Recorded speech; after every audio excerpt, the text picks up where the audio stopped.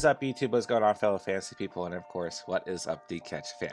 Okay, so we are going to hop into some must-start running backs for week 2 of the 2021 fantasy football season. All right, I want you to start with that of Aaron Jones. A very, very bad game script last week for that of Aaron Jones, right? You really can't take away anything from that game in general, right? Just throw it off the board. It's done and over with, right? We are looking at a matchup versus the Detroit Lions, who just got absolutely roasted last week by not even the San Francisco 49ers first string running back, right? Our guy Elijah Mitchell, right? So I would start that of Aaron Jones with extreme confidence against a very bad Lions defense. Okay, let's talk about Austin Ekeler versus the Cowboys, right? Austin Ekeler didn't see any of that PPR value last week, right? Not a single target. Strange, really weird, right? He did run about 25 routes overall in the game.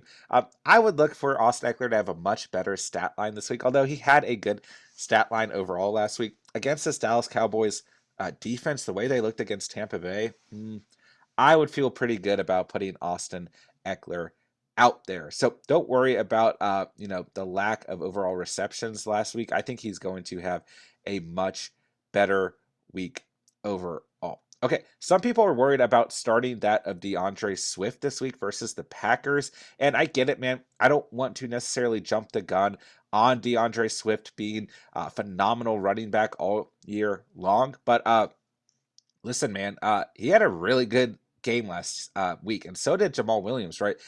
But I don't know, man.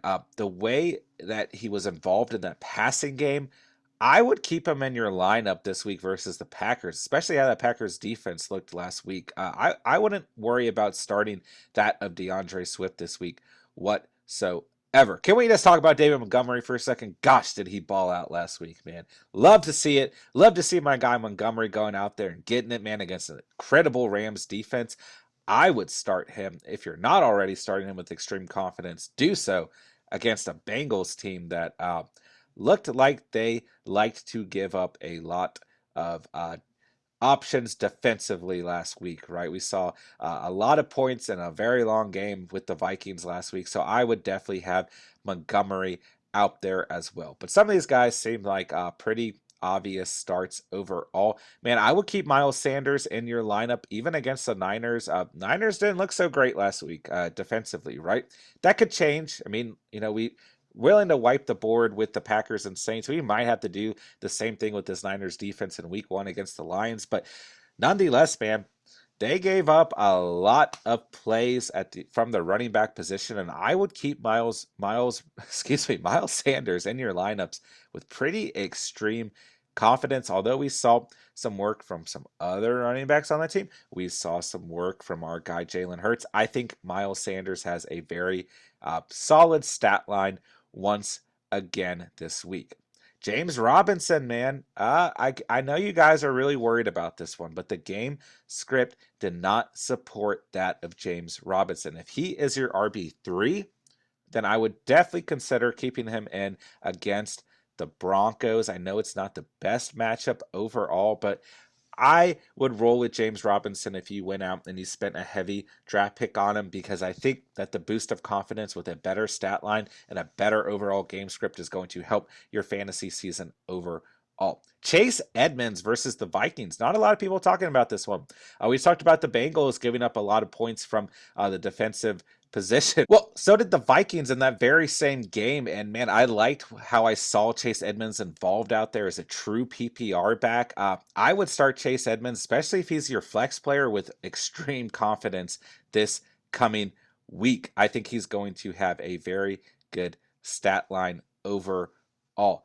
Okay, last guy that I want to throw out there is probably Damian Harris. Okay, he did have a pretty costly fumble last week, which I don't think Bill Belichick's going to be very happy about, but I think he's going to be the lead back versus the New York Jets this coming week, and I like that matchup. It feels very juicy. So I would get our guy Damian Harris out in your lineup this coming week. And one very, very last guy that I promise I'm done. I like Tyson Williams on the Ravens versus the Chiefs.